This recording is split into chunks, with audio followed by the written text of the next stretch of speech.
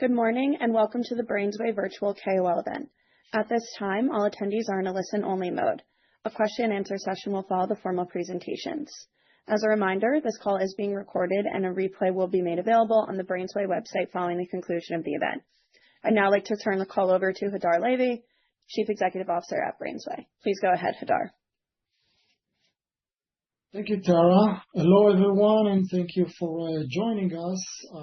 My name is Hadar Levy, CEO of BrainsWay. I've spent over 25 years in medtech, and my focus has always been the same: take real innovation and turn it into scalable business that's changed patients' life. Before I jump into the slide, I want to thank two partners who bring the clinical and operational day-to-day reality of our work into life. We're joined Dr. Owen Muir, co-founder and Chief Medical Officer of Radial. Dr. Muir is a leading clinician who sees the unmet need in mental health every day. He has also been a key driver of the accelerated protocol in the US and helped shape how we think about delivering faster relief to patients. We're also joined by Michael Gershenzon, CEO of Stella, one of the fastest growing mental health networks. Michael, or Gersh, will share what it looks like to scale care delivery with BrainsWay, especially since our strategic minority investment in Stella. For both of you, thank you for being here and for helping shape the future of mental health.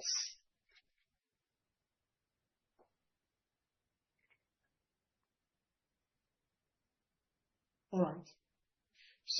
Just to remind everyone, what do we do? BrainsWay is a global leader in non-invasive brain stimulation.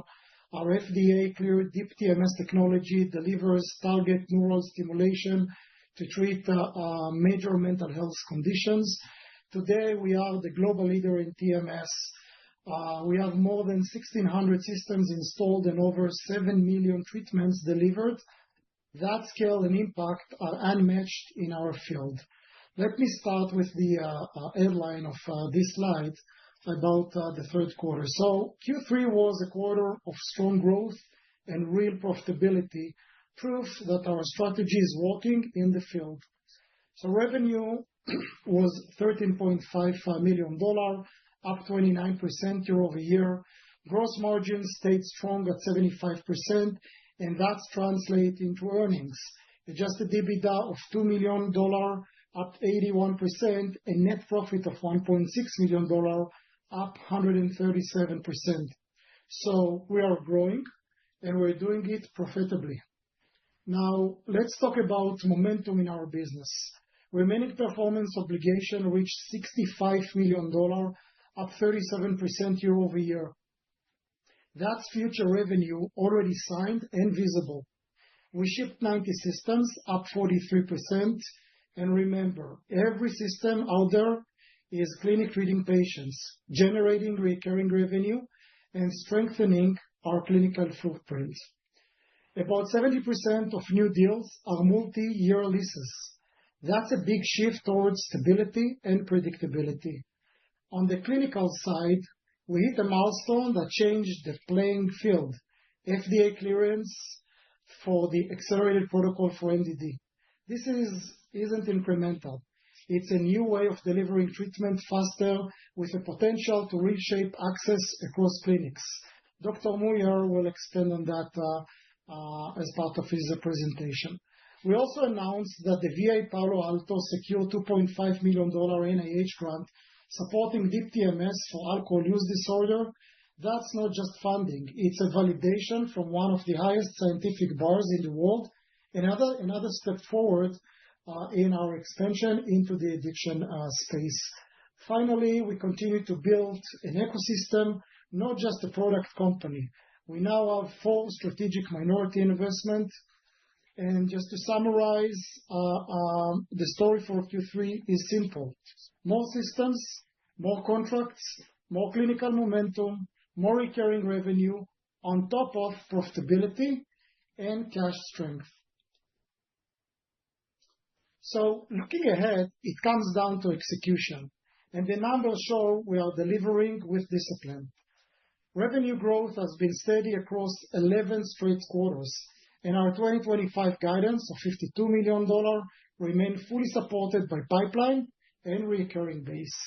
On the visibility front, so as I said before, $65 million in remaining performance obligation, 70% of new engagement are multi-year leases, customer retention rate is 93%, book-to-bill ratio is 1.3x, carrying momentum into 2026.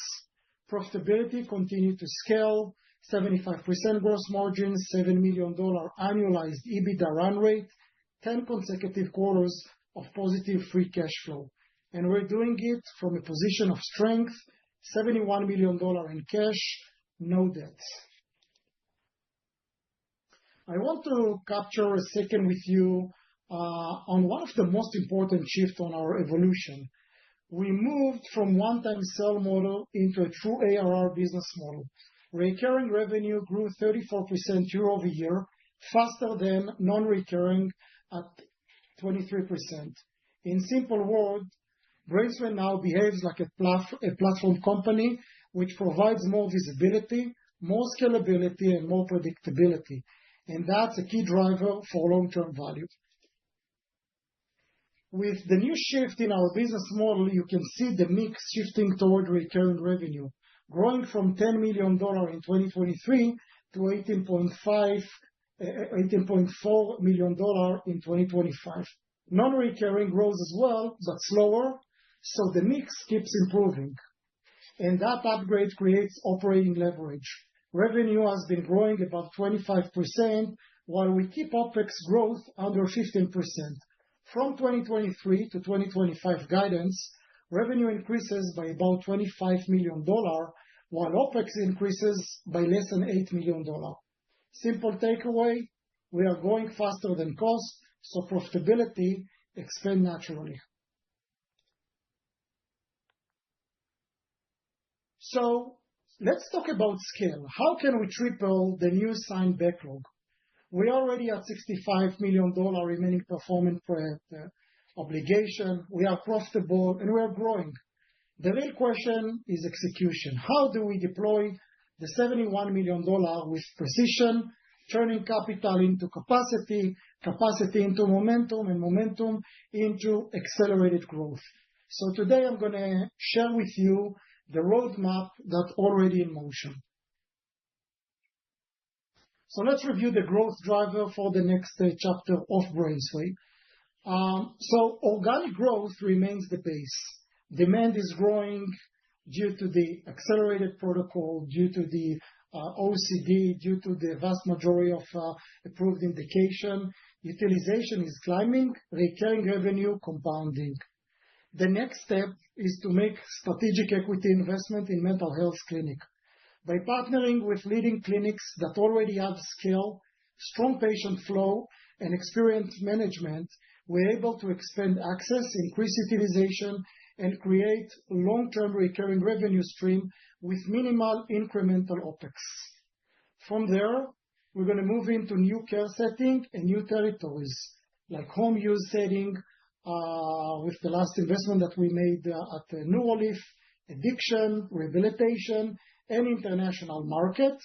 And the next major driver is new clinical indication, in which we have built the strongest clinical platform in the category, and we're pushing into PTSD, addiction, cognitive decline, and more.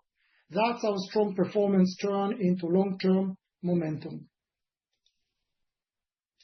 So let's touch base on the organic growth. So just to remind again to everyone, we changed the model from one-time sell into high-margin ARR, powered by leasing and pay-per-use. With our new mixed lease of fixed list or pay-per-use offering, clinics can start without major capex. Adoption is much faster and volume rises. Recurring revenue increases. Now we're widening the funnel with the accelerated protocol clearance, with the adolescents MDD clearance, and our strength in OCD. All will push demand higher, which means more patients, more referrals, and more sessions per systems. Let's jump into the strategic equity investment in mental health provides, just to give you some kind of sense how is it going to look. But before that, I want just to touch base on the one of our main shareholder that's called Valor Equity Partner. Valor Equity Partner is roughly $20 billion technology-focused investment fund known for helping and build scale from iconic companies of the last decade. So when they lean in, it's not passive capital, it's a signal. And it matters for three reasons. One, they know how to scale. They helped build global platform before. Two, they active partners, not passive capital, supporting talent, operations, and expansion. And three, they validate the platform opportunity. Their investment says Deep TMS technology is not just a product, it's a global platform. So we internally and together with Valor, we try to think how to accelerate the growth.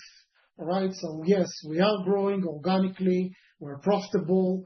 How can we really accelerate the growth into the future? And we came to a conclusion that the best way is to invest minority stake in leading mental health networks, clinics that already deliver care of scale.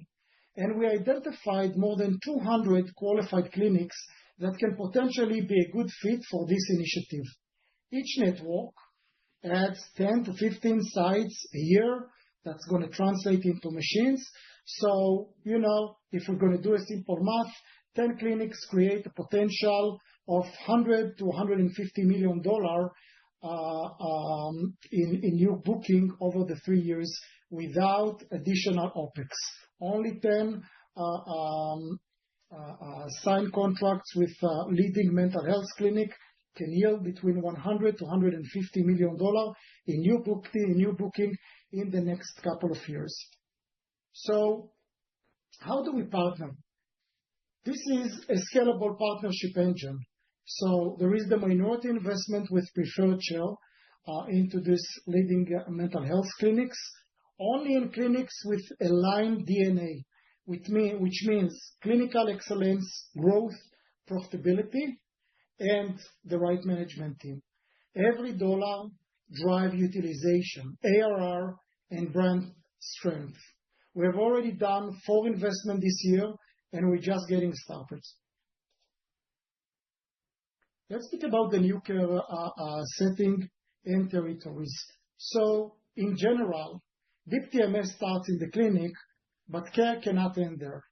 Patient needs continuity at home, and that's why Neurolief matters. We partnered and invested in Neurolief to develop a home-use neuromodulation system for MDD. The vision is simple. Treatment begins in the clinic and continues at home, and vice versa, under medical oversight. This is the first step toward BrainsWay 360, a connected mental health ecosystem built around Deep TMS, next generation rotational Deep TMS 360, digital tools, diagnostics, and smart cloud platforms. We are building continuity of care and real-time data that improve outcome and scale impact. Very quickly, just to touch on the international growth opportunity. So we have presence in outside of the United States, and the momentum is real. The demand is growing. The distributors are pulling Deep TMS faster. This isn't future option. It's already contributing, and it's a meaningful global runway in the next couple of years in Asia Pacific, in Europe, in the Middle East, and in Latin America. So last but least, I want just to touch base on some of the new care setting. So Deep TMS 360 is the future platform of BrainsWay. With the rotational field, we can stimulate more neurons in much more effective way. We believe that we can meet shorter treatment with a better outcome and new indication. Clinical work is already underway in alcohol use disorder, post-stroke rehabilitation, and broader neurology indications. This is the bridge to the next chapter of the company. So just to give you some kind of taste of some upcoming milestones with the roadmap. So, we pretty check the box on kind of the near-term view for the next 12 months. Accelerated and adolescents demand now is increasing. New alcohol use disorder trial has been launched already. We are planning to sign 5 enterprise deployments before the end of 2025. And the data collection for the FDA comorbid PTSD application together with MDD is underway. We are targeting it for 2026. For the midterm, Neuralif home use device launch will be something that we're really looking for, just to conduct a pilot and see how it's gonna move, because we do think it's going to reshape the market. We're going to continue to have a broader enterprise rollout, up to 10 new investments and wider call adoption with more payers win. And for the long run, bigger platform, neurology portfolio, global BrainsWay 360 launch, and some selective global expansion. So if I need to just to summarize this slide, in the near term, demand and acceleration; in the midterm, scaling up the growth; and for the long term, we are focusing on some very interesting indication outside of mental health as well. So let me close with a simple takeaway. We lead the category with our 4 FDA cleared indication. Our market is expanding through new indication, home use, and international growth. The business is recurring by design, 70% multi-year leases. We have a very strong visibility into 2026 and even beyond, with a $65 million remaining performance obligation. We are consistently profitable, 10 straight quarters of positive free cash flow, and we are back to grow, $71 million in cash and value as a scaling partner. Put it all together, and we are in a real inflection point. 2025 was a record year for BrainsWay. 2026 will be the breakout year for the company. So now I'll turn the call to Gersh, just to share his experience and view working with BrainsWay. Absolutely. Thank you, Hadar. As Hadar mentioned, my name is Michael Gershenson. I'm the CEO and co-founder of Stella Mental Health. I'll tell you a little bit more about what we do here shortly.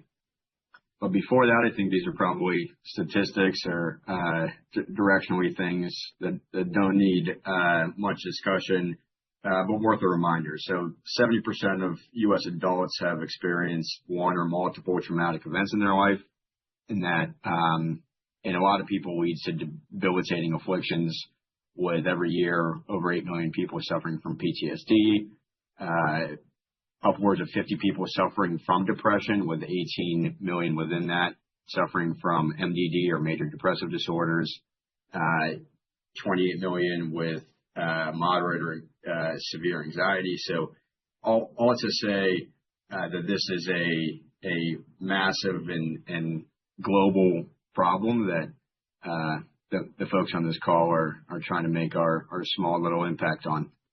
And as we can appreciate, all that kind of comes with massive societal costs. So most importantly, maybe the human costs. So people suffering from PTSD are 10 times more likely to attempt suicide.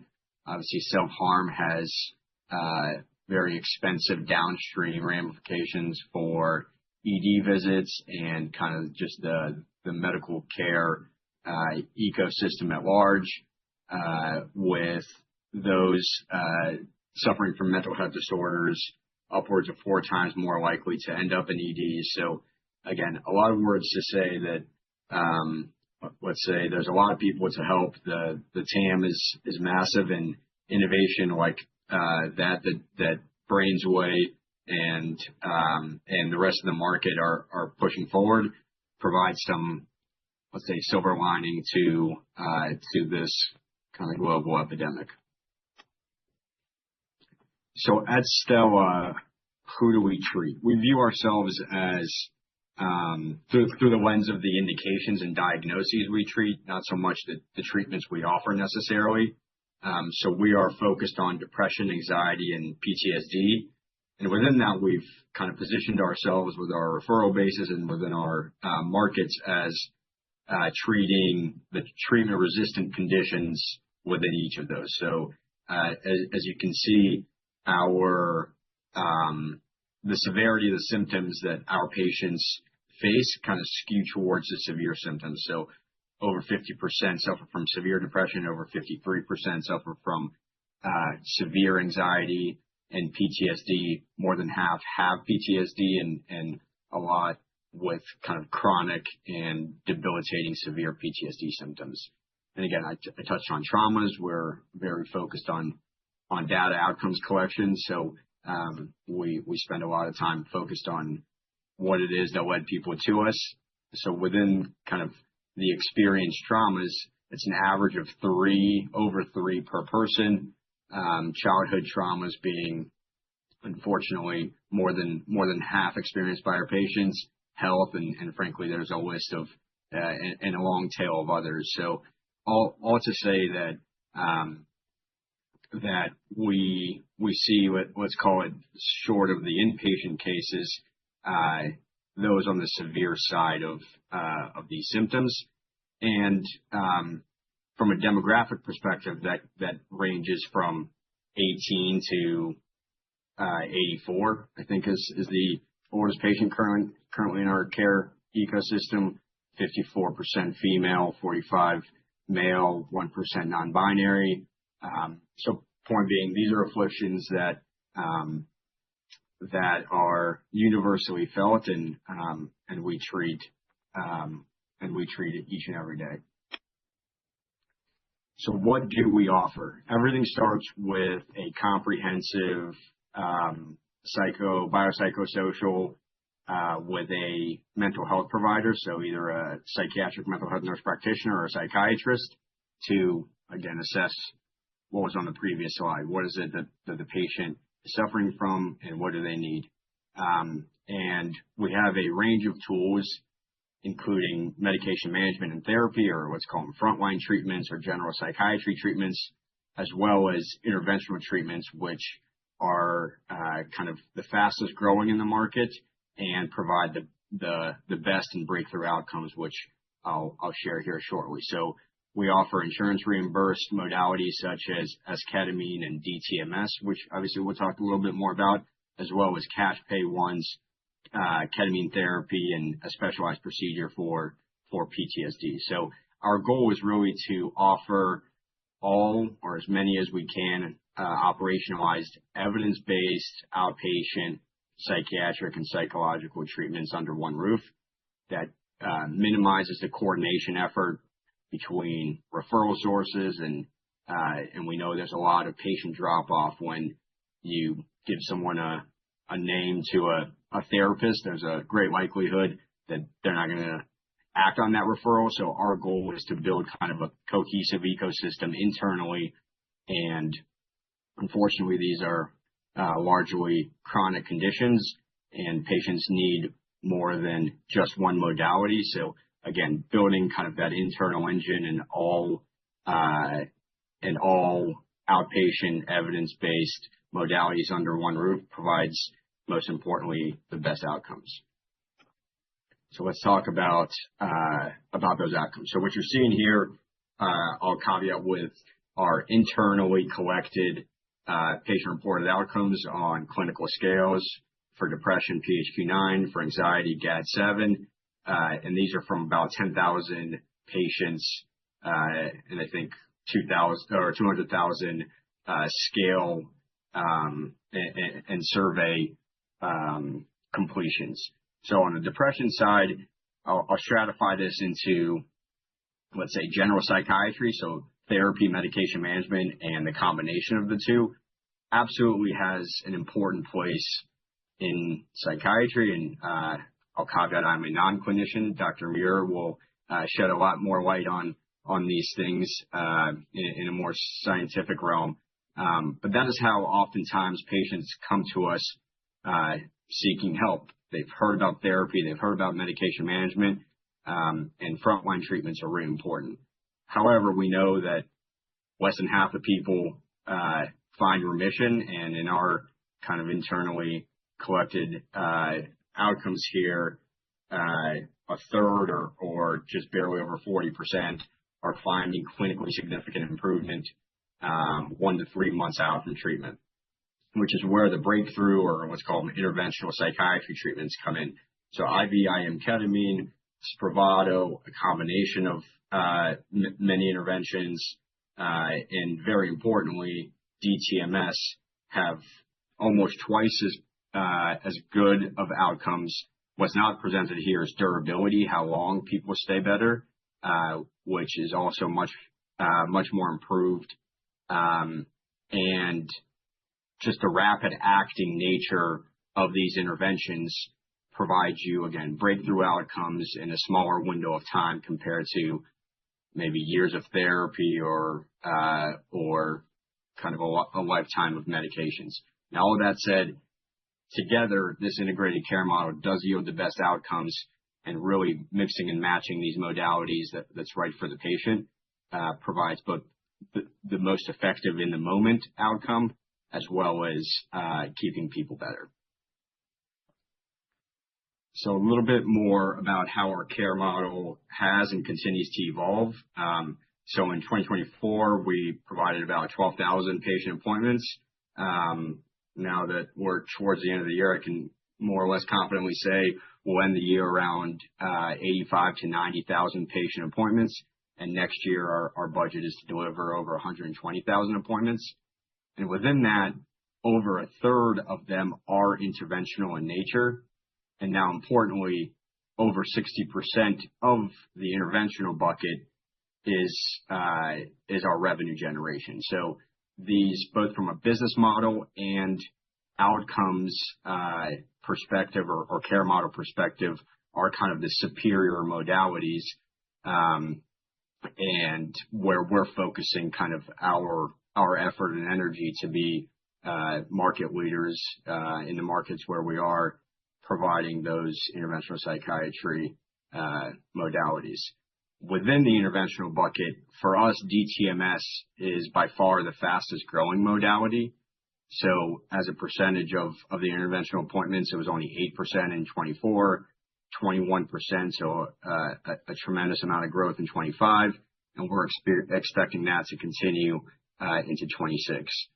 So prior to our partnership with BrainsWay in Q2 to where we'll end up Q4, we'll have about 100% growth in appointments delivered and DTMS appointments delivered. So both by the nature of just continuing to expand, DTMS becoming just general awareness, more people know about the modality, the accelerated protocols, and just all the incredible work BrainsWay and Hadar are doing to get this into the marketplace. We're benefiting from those tailwinds, and so are patients. Now, the last thing I'll end on is our kind of 3-year growth plan. So as we talked about, we've had a tremendous amount of growth through 2025. So we'll have 12, and actually we have 3 sites under LOI. We might end the year with 15 sites, and our goal is to get to 40 within a 3-year span. So we are in the LA area, Salt Lake City, Chicago, and Boston. Frankly, within those markets, there's room to build 50, 60, 100 locations. So our kind of first step is to densify our market positioning in each of those large MSAs, which we'll do throughout 2026. And then 27, 28, we'll continue to explore maybe 1 to 2 additional markets, again, with the goal of entering those with a bit of density, and continuing to build on that market positioning through de novos and organic growth. And frankly, the biggest lever for our business, both from a revenue profitability and kind of patient-centric outcomes approach, is continuing to further our interventional adoption. As maybe we could all appreciate, the great majority of people have heard of therapy, they've heard of medication management or SSRIs. Most people still haven't heard of Spravato or DTMS or interventional modalities. So as those continue to progress in just general awareness, we're already seeing people coming to us for DTMS, already educated on what that modality can offer. That those are all tailwinds that benefit people's outcomes, but also kind of our business model. So growing our, let's call it cross-referral, internal cross-referral of our GenPsych patient from under 15% today to 25%, will yield an incredible revenue growth for us. And also just within DTMS, which is still kind of our largest growth lever within interventional, as general awareness grows and maybe most excitingly, the accelerated protocols become more known and reimbursable. That's when we expect to see a tremendous amount of continued growth and exponential growth in DTMS. So with that, I will pass it to Dr. Muir to tell us more about these exciting innovations. Thank you so much. I think I get to do the slide advance. Hey, everybody. Welcome, investors, analysts, friends, colleagues, and readers of my newsletter or viewers of my TikTok channel. To give you a sense of the amount of product market fit, I have 8 million views on TikTok in the last year on videos I've made, largely around, conversations around insurance coverage of accelerated transcranial magnetic stimulation, which I'm going to focus on. I am the chief medical officer of 2 companies. One is Radial, at which I'm a co-founder. That team includes our team members who were previously at Amazon Pharmacy, a little company you may have heard of, and the former chief medical officer of Osmind at Carleen McMillan, who's another investigator on this accelerated trial I'll be presenting data from. And I'm also the CMO for Neuraleaf, the other strategic investment BrainsWay made earlier this year in an at-home treatment for treatment-resistant depression. The mental health crisis has a solution, and that solution is to use better and more scalable treatments. And I'm going to tell the story of how big this market is and how much suffering there is. For every person who dies by suicide, and this number is tragically going up every single year in the past several years, we also have 4 people who have hospitalizations for suicide attempts. Of that number, we have another 8 who have emergency department visits related to suicide attempts or suicidality, 27 self-reported suicide attempts that never received medical care in a hospital setting, and 275 people are walking around seriously considering suicide. This is a crisis by any definition, and the pills that we have to address it, I'm going to be really frank, don't work. Right? There was a historical thinking in the field of medicine, if you do nothing, a third of people get better, a third of people stay the same, and a third of people die. That was, from the era of the ancient Greeks. And if you saw the numbers Gersh presented from their general psychiatry data, patients, about a third, are reporting they do better when we give them pills. And that's not good enough. And so we need something that can work dramatically better to keep up with the scale of need. And that was just in suicidality, which of course isn't just depression or trauma or anxiety, but all of those contribute to that most severe outcome, which is really only the tip of the iceberg of the suffering and disability from these disorders. The data on those medicines we know from a reanalysis of the largest NIH-funded trial called STAR-D in 2023 is overstated, and that's about 30%. Again, a third will get to remission with that first medication we try, and after that, it's really a dog's dinner. We had a large-scale trial just in the past year called Ascertain TRD, published by our colleagues in Martin Ahrens et al., and they found that switch of oral medication or augmentation with aripiprazole in TRD just didn't change the needle. It wasn't statistically significant, but TMS was. And this is the kind of old school version of once daily TMS done over 36 days, which is an effective treatment, but it's not an accessible or necessarily scalable treatment. So is there a more scalable version of this technology? And I would argue deep transcranial magnetic stimulation may be that tool that gets us to scale fastest. So we looked at data from over 1,700 patients treated in the real world. And you're going to notice that 20 sessions, patients did better. And at 30 sessions, patients were in remission more than half the time. And this is a huge deal. It looks even better on clinician-rated scales like the Hamilton Rating Scale for Depression, the HDRS, and the self-reported PHQ-9, initially introduced by Pfizer to sell antidepressants. It looks a little bit lower, and that really is just an outcome of the scale. But all of these numbers are better than 30%, right? And quickly. So how quickly can this go? And so we looked at a pooling of data from real-world accelerated treatment, and we saw that response, getting 50% or more better, was happening in 80% of people, and remission was happening in 50% of patients in 111 patients in the real world. And Dr. Tendler looked at this data, Colleen Hanlon looked at this data, and we said, well, let's pick. What are we going to do the FDA pivotal trial with? And so we chose the 5 times a day because it's a half day of treatment, more scalable for clinics, more easy to deploy, and honestly, just a little bit easier for patients to do because 10 treatments in a day, like we see with Saint neuromodulation, is a really long day for a patient and a family. And I'll point out that I came to this honestly. I'm a psychiatrist, but I've also been treated with deep transcranial magnetic stimulation. That's how I know it works, and that's how I knew it should be available to more people faster, because when I was a 4th-year medical resident, I couldn't take a bunch of days off work. I had a limited number of days available to me, and that was 7. And so less than that was what was necessary to kind of get me back to my life. And luckily, it worked.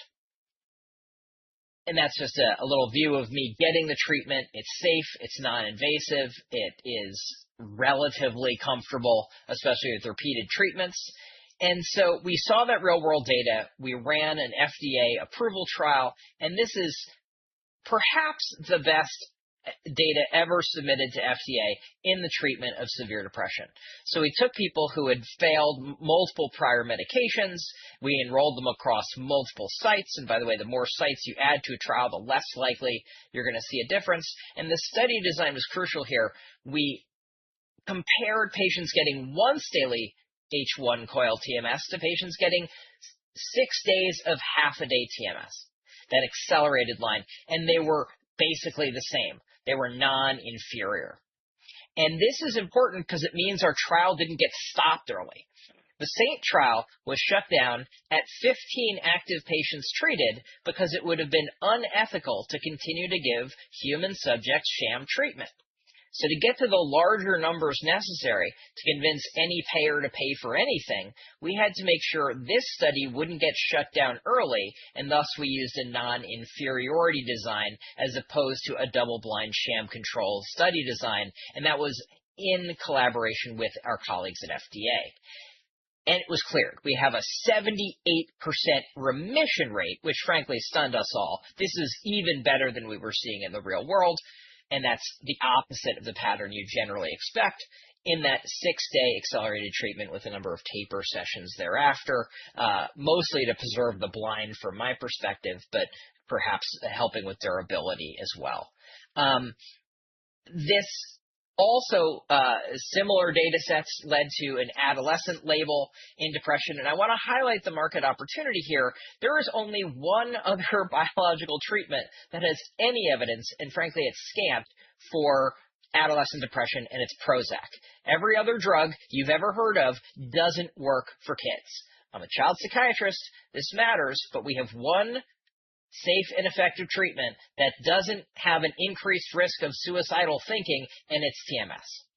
And the deep TMS product from BrainsWay, it is not identical to other TMS treatments. It is meaningfully different, and I would argue more scalable, harder to screw up at an individual variability level.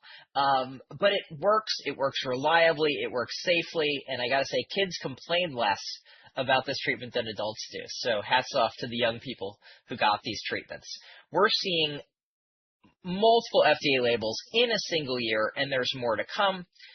And I want to highlight, it's possible we may be able to get not just this remarkable in-clinic treatment, but actually into the home in the very near future, submitted to the FDA for pre-market authorization on a breakthrough status. So this will be an FDA-approved, not cleared product, is the Relivion, that's the migraine product we already have in the market, the ProLiv RX device for depression, and this is an external combined trigeminal and occipital afferent nerve stimulator, and it worked. It's the best data ever presented to FDA for an adjuvant treatment for depression. So all the original TMS trials were done using TMS as a monotherapy, not with the drug. This was done while patients didn't screw around with their drugs. They just kept taking whatever they were taking, and it's harder to show a statistical difference.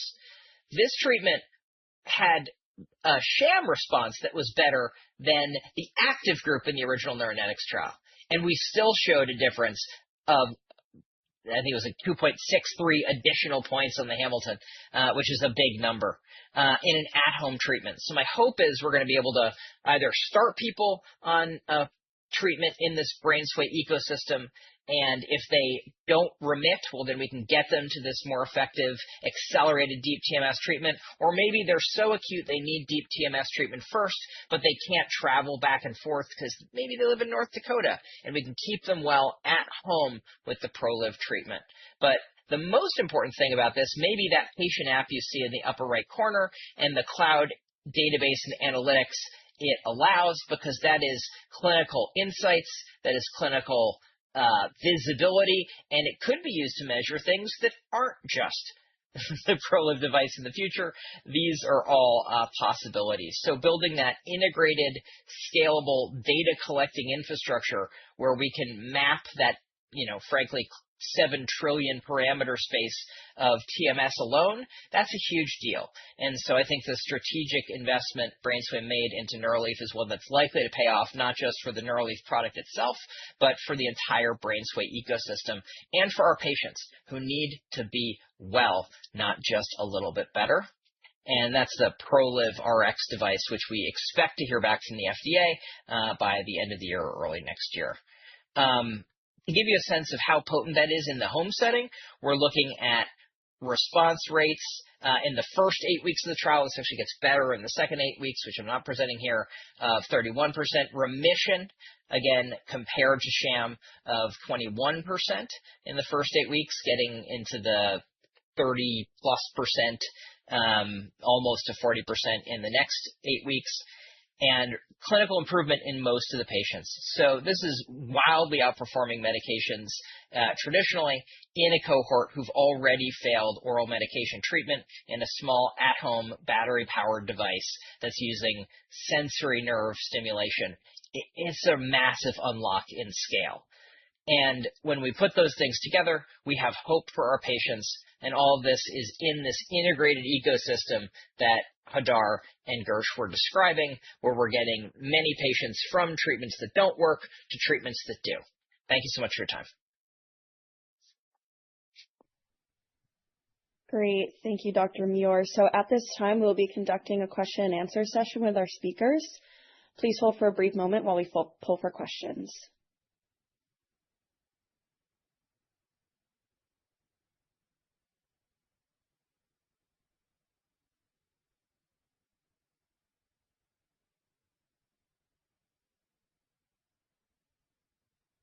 So our first question comes from Jeff Cohen at Ladenburg. Please go ahead, Jeff. Hey, good morning, and thank you all for your time and presentation. I guess a couple questions from our end. I guess firstly, Michael, if you could comment on Spravato and ketamine as far as a Venn diagram, if it's being used before, after, or in conjunction with DTMS for a percent of population. Give us a better sense of that use. Yeah, it's a great question.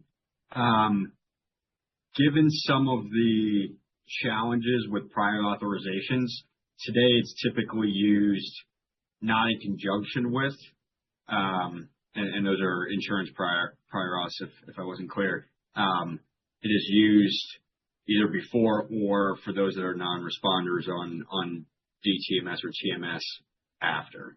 Let me know if that answers your question. I think there's a lot of exciting opportunity to use those in conjunction with one another. Right now, not done very often, just for the practical nature of the hoops we jump through with insurance carriers. At the moment, the payers are somewhat reluctant to paying for 2 or 3, and their pushback is leaning toward which? Is their pushback saying TMS should be enough, or is your pushback saying some of the other treatments may be first line versus DTMS? Yeah, sorry if I wasn't clear.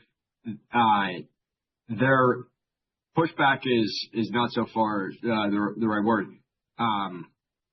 They want a trial of DTMS or a trial of Spravato, at the end of which, if the patient has not yet kind of seen the clinical results they're hoping for, you submit for a prior authorization for the other one.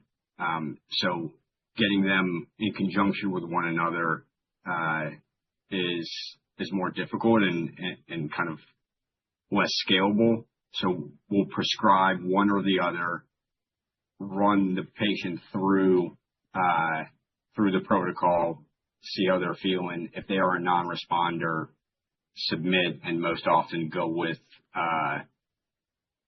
the inverse treatment.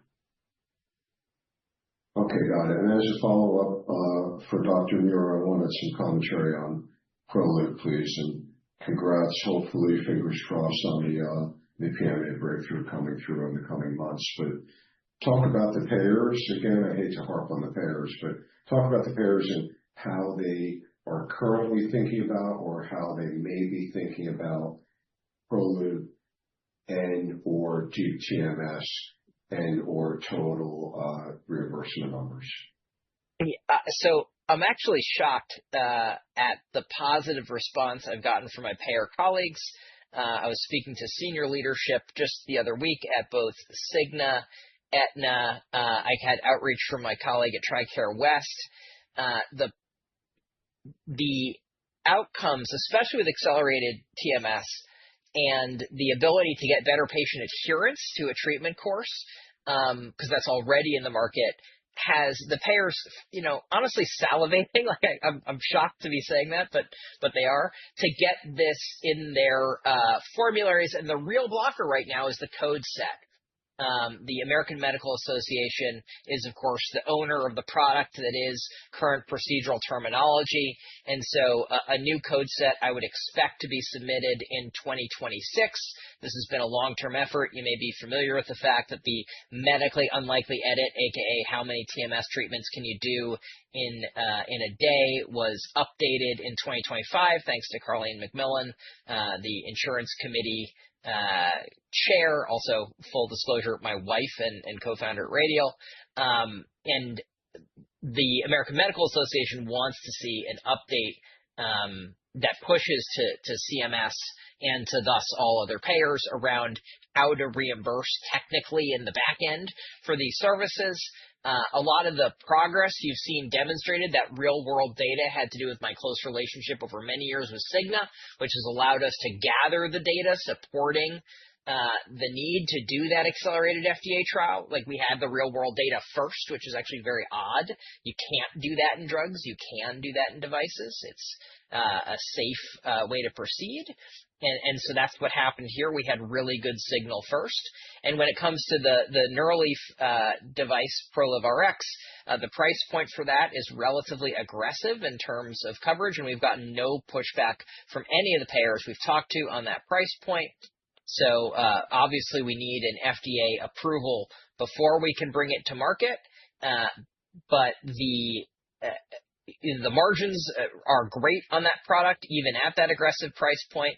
And so I'd expect it to come in around what we're seeing for oral medication augmentation with drugs like, brexpiprazole or Caplyta, which you saw previously. It's going to be competitively priced with other adjuvant treatments, and the pushback around that price point has been zero in those initial conversations. Maybe that means we're being a little too aggressive. We'll find out. The benefit again is these are platform technologies, and so with you have Wegovy and Ozempic, they're the same drug, but they can have different product price points for those different indications, and we can do similar things with the BrainsWay ecosystem of technologies, because when you get a new indication, you can have a different branding, a different price point, etc. Is that helpful, Jeffrey? Yeah, that's helpful. So would you expect the payers, let's say that ProLive is 10 or 20% of TMS treatment, would you expect that the payers would go for TMS plus ProLive afterwards, or would you expect the payers to go for ProLive prior to TMS, or would you expect for payers to push back and want ProLive instead of TMS? I would expect none of those. Keep in mind, Spravato is a $2 billion a year product on a tiny fraction of the total population of TRD patients.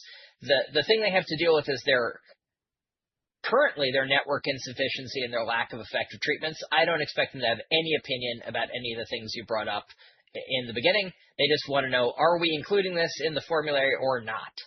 And, that we're already, because we have a migraine device in the market at Neuraleaf already, we're already in the product catalog as a vendor for the VA system. So we expect to essentially go hard at a cohort of individuals who desperately need treatment for their depression, but hate drugs, which is, frankly, most people aren't enthusiastic about drugs. They've just heard of them.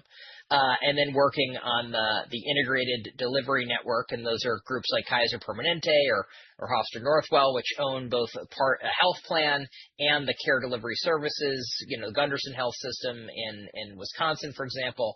So that's going to be our initial beachhead, but the enthusiasm from the large commercial payers has been frankly surprising, and we look forward to pulling that thread and bringing that product to market for everybody who needs it.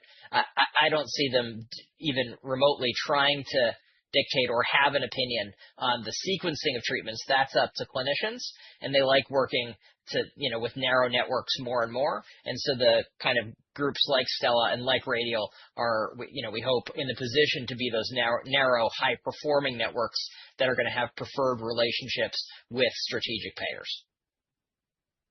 Perfect. Thank you both for the time and for taking our questions. You're so welcome. Thank you. Thanks for the questions, Jeff. Our next question comes from Ram Selvaraju at H.C. Wainwright. Please go ahead, Ram. Thanks so much for taking my questions.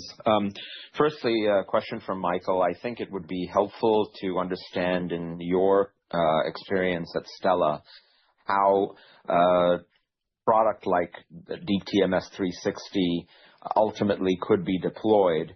And I think, this kind of echoes a question that was discussed earlier. If it's going to be preferentially deployed in conjunction with specific genres of pharmacotherapeutic interventions or not. And if it is likely to be deployed in conjunction with specific pharmacotherapies, what are those pharmacotherapies most likely to be? Are they going to be in the psychedelic category, for example, more traditional antidepressant or other neuropsychiatric medications or something else? So that would be very helpful. Also, for Dr. Mura, I just wanted to understand what you expect the timeline to be to obtain FDA licensure for the Neuraleaf device. And then lastly, for Hadar, I wanted to see if you could opine on two things. One is the circumstances under which BrainsWay might acquire Neuraleaf, if you can disclose if that would be in a cash or a stock transaction or a combination of both, if that is at BrainsWay's discretion or if that's been predefined, what the circumstances of a potential transaction like that would look like. And also, if you can comment on, in terms of the international expansion and the evolution of the install base, how quickly you expect Deep TMS 360 to sort of percolate across the current customer base, and in particular in the United States versus internationally, what you expect the uptake curve to look like, specifically for the 360 system. Thank you. Great. Girish, maybe you can just jump first, and then Dr. Moore, and I'll jump on my questions later. Yeah, absolutely. So I will answer it from the non-clinician lens. Dr. Mura is uniquely positioned to do that, and I'm uniquely positioned not to answer from that standpoint. I will say we will aggressively pursue, and our job is to be the delivery mechanism and infrastructure to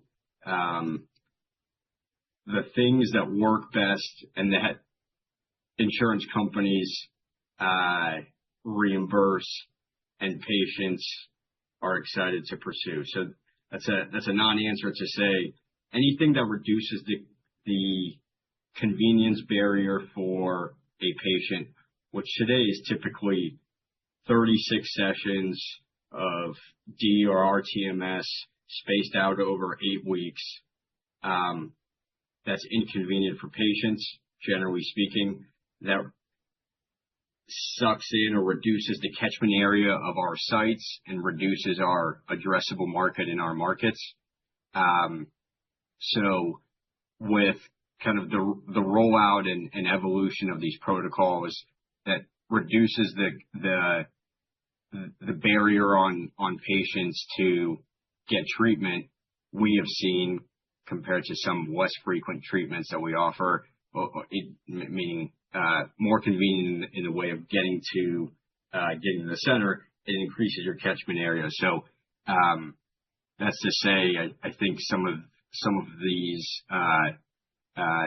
developments that Hadar will speak to, and the 360 and the accelerated kind of protocols and infrastructure are going to reduce the barrier on the patients and help more people actually want to and be able to get into treatment. As far as how they interplay with other modalities, I think that's where, well, number one, that's a clinician-led conversation in a lot of ways. But that's where the payers, at least from our standpoint, set the rules, and I'd say we play by them. So how that evolves is to a certain extent outside of our control. But if I had to guess, just based on our internally collected data of kind of multimodal treatment, relaxing those standards and mixing and matching, let's say, both general psych and that being therapy, medication management, and these interventions allows kind of the clinicians to do what's best by the patients. That said, the payers kind of operate at let's say with their own set of data and maybe agendas, and we're order takers from that standpoint to a certain extent. Rob, thanks for the layup. I appreciate you. So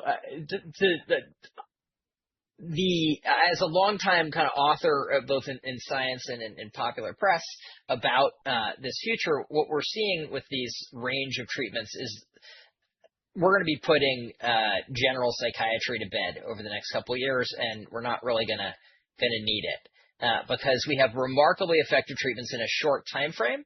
And when you look at payer math, right, if you're on a Medicaid plan, the shortest time on plan in American healthcare, we're looking at 10.1 months on a health plan. So if you do anything, it's got to have a financial impact that's positive within 10.1 months. And Prozac isn't going to do that. Single dose psilocybin might. But single dose psilocybin isn't in the market yet. NMN120 isn't in the market yet. The only condensed dosing treatments that exist are accelerated treatments like BrainsWay's accelerated protocol in 6 days that could possibly have an outcome that changes the cost curve for a payer. And practically, depression is the only condition that's been demonstrated to have treatment meaningfully change the cost curve. That's from data in the Oregon experiment in Medicaid populations, which I'm using it as an example because it's the most challenging population in which to make a difference.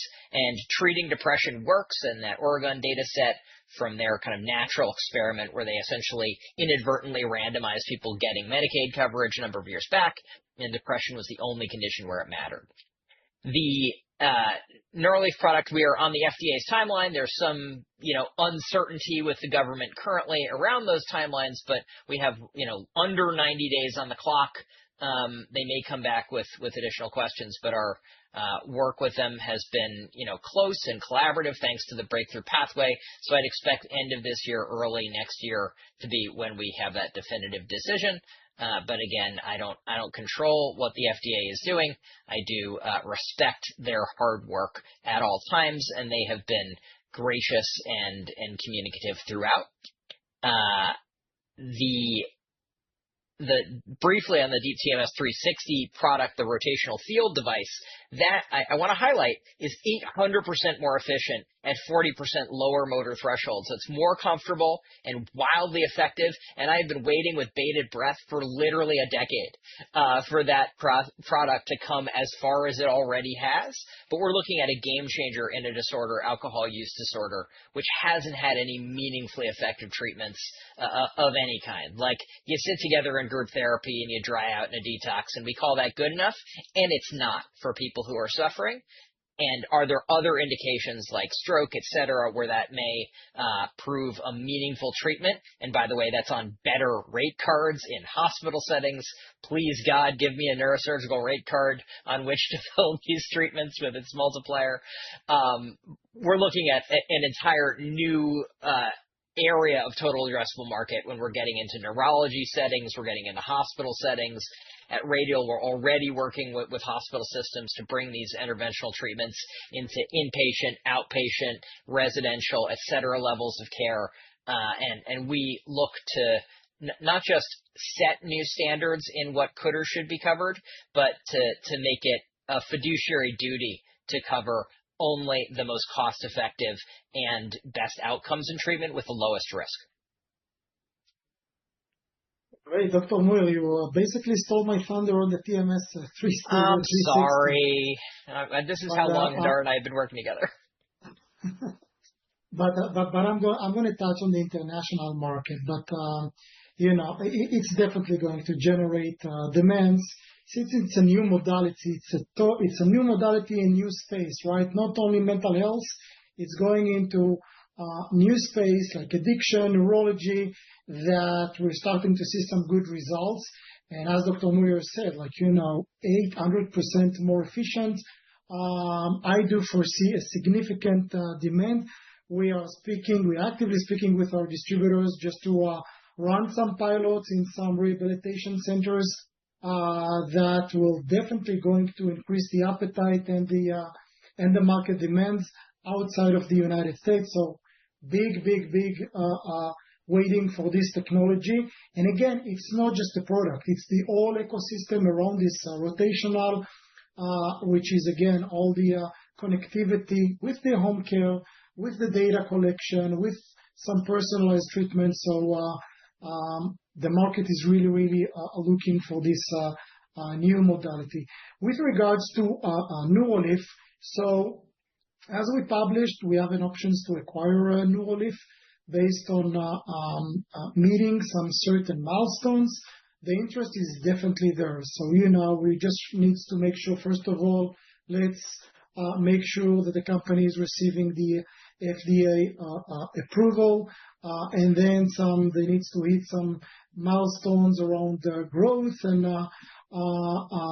penetration into the market. And if there is a good DNA that is aligned between the companies, there is definitely a big interest. I will not get into the details, whether it's going to be cash or stock deal. I think all the options are on the table, but there is definitely an interest. I do believe in this product. I do believe that it's eventually will increase the total addressable market, that some of it are not really existing to us today. And most important is, as for a technology company, is data collection. Being able to collect data online from patients into your clinics, into our labs, I think that will be worth a lot for shaping up the future of mental health and in the future some other conditions.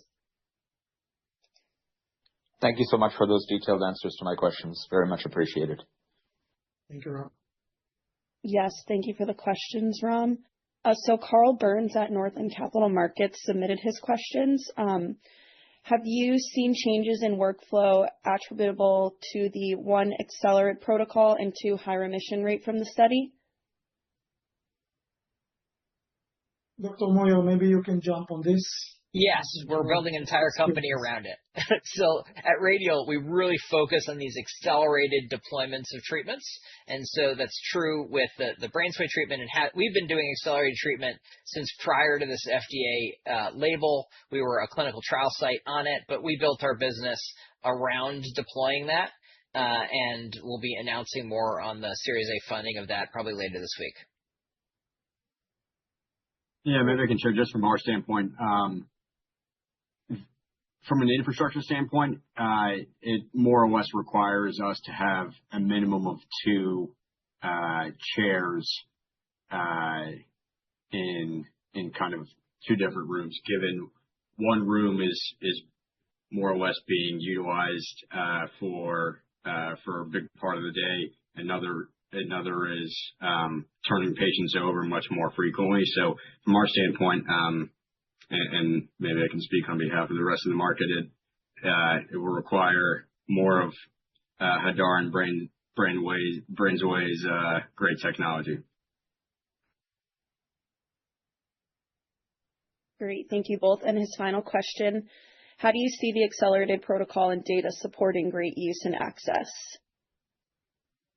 So the easiest number to answer that question is the average distance traveled to come see our clinicians. It's 600 miles. People are coming from all around the world just to get access to this treatment. And that says there's product market fit when you add a plane ticket and prior to broad insurance coverage. Imagine what that looks like when you have more local access.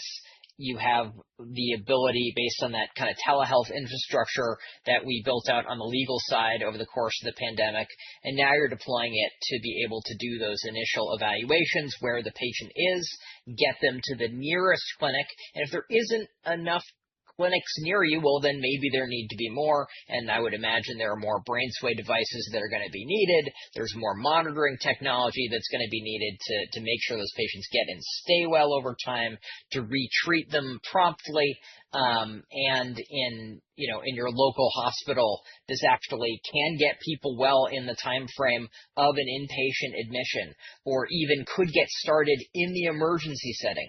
Keep in mind, there are ERs for psychiatric patients that are having patients just sit there in a bed, wasting time, money, and suffering for 23 days before they're transferred to an inpatient psychiatric setting. In the time they're sitting there, they could be well with this protocol. And so it is a step function improvement in what's possible with depression and other psychiatric disorders, just by virtue of being so much faster than we ever imagined possible. Can't add anything there. Just catchment area. Today, our average TMS patient travel is 14 minutes driving time. I think this increases that to at least an hour, and just makes much more of the market available to every single clinic. Great, thank you. So this concludes our Q&A session. I'll hand it back to Hadar for some quick closing remarks. Yeah, great. First of all, I'm feeling blessed having partners like you guys. So thank you for sharing your view today. My takeaway from the session today, I think everybody can read the financials of BrainsWay. That's great, but I think all of us are shaping the future of mental health that is evolving in front of our eyes. My takeaway from some of the comments that you mentioned today, market is growing, is definitely growing, and we want to be there with the best modalities and with the best product. We're speaking about a huge total addressable market, whether it's alternative to pharma treatments or some other modalities. There is much more market awareness due to this minority investment that we're making through your channels. I'm very happy about that. 100% increase in utilization since you launched the program with BrainsWay. Just to mention, by the way, Stella, before they switched to BrainsWay, used to work with the first generation figure of 8 technology, and I'm really happy and feel proud to share that they like the technology, they use the Deep TMS technology, and they see the benefits out of it. And Accelerate protocol is here and is going to win. We're feeling the increased demand with all the great latest clearance that we received, and we're really looking for a very strong 2026 that is going to be a breakout year for BrainsWay in specific, but I think for the space also in general. So with that, I want to thank all the investors for listening us today. Enjoy the rest of your day. Thank you.